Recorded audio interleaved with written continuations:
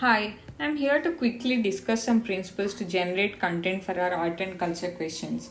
So, most of the time, students have a struggle in identifying the content, but I believe we have enough content. How can we scientifically use the same content to make an answer ready, right? So, that is the objective for this video. So, let's quickly examine it.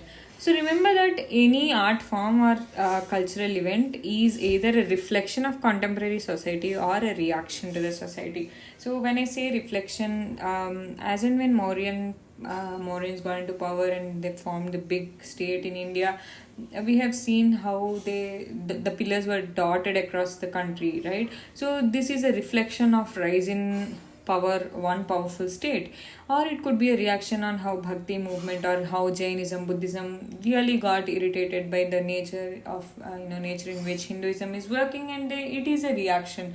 So there will be some genesis. You can identify that genesis and write as a point.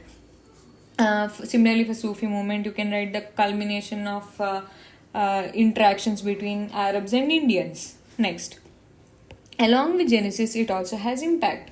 So when you are looking at the impact of any art form or cultural event, identify how it is helping women or caste or addressing some religious issue or tackling power. So there are some art forms which are opposing people in power, right? So some sects of Sufis do not get close to powerful people at all. They stay away from power. So there are some art forms which are exclusively denying people in power. They make critical comment of people in power. So you can use these examples. How Bhakti movement has enabled women, lower caste people to participate in the movement. So this is the impact.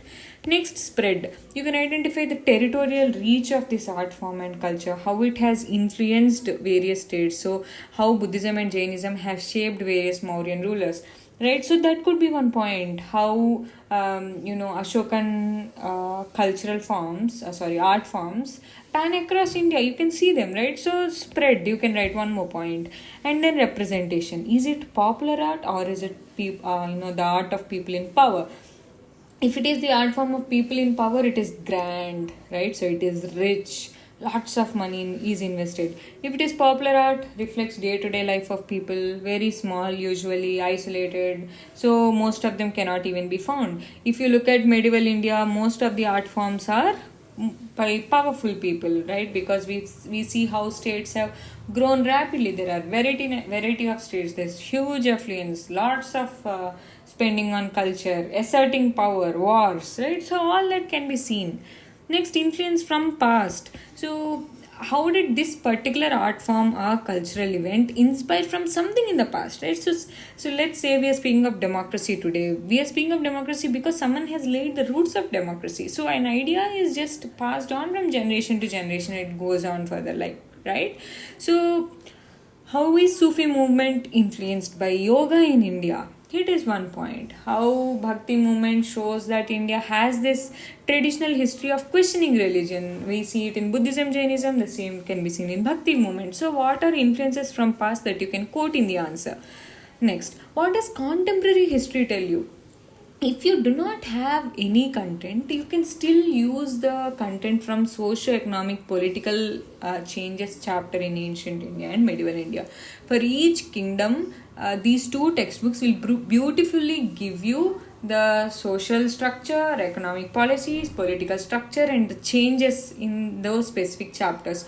So let's say for a question on Sangam literature, you don't know anything, but you know the time period of Sangam literature. Then you can readily use the content from the contemporary socio-economic political changes, right? Similarly, we'll examine this point further in the question that we take up. Any other features that you know? It is lucky if you know any features. So let's say with respect to paintings, if you know it is a miniature painting or a mural painting, that painting is reflecting a religion or a king, right? So that painting, whom did it involve? So if you know any such features, right, in which region it has originated, it is much more beautiful. You can quote all of those. Now let's just quickly apply all these points to the question on assessing the importance of Chinese and Arab travelers in reconstruction of history of India.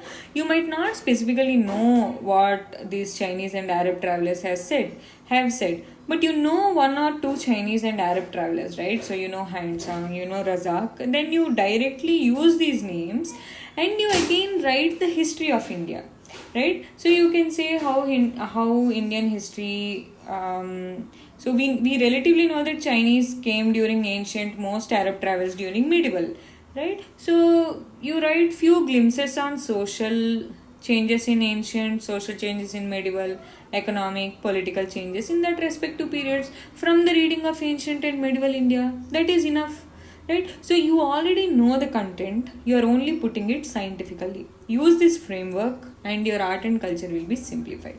Thank you. Bye bye.